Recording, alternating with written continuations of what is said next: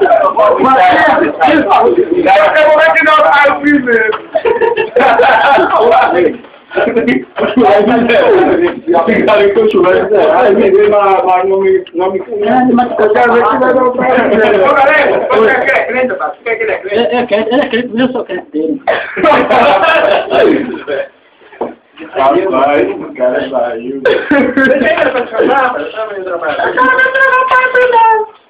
Ele meteu com a filha também, o cara virou um cachorro, nunca só da filha, mas só com ele também, entendeu?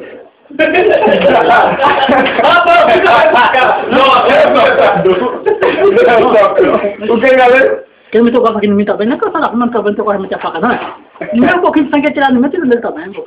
Rapaz, caramba, foi nem cabulo. O pior da tua faca, sei lá do outro.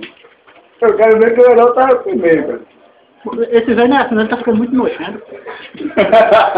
Eu nunca tomei bomba com você, nunca procurei intimidade com você. Mas eu já falo com você, dá uma facadinha, encosta lá, para um pouquinho, pra não deixar de aqui. Mas tô falando, eu tô almoçando, você citou, você lembra quando você falou que ia comigo?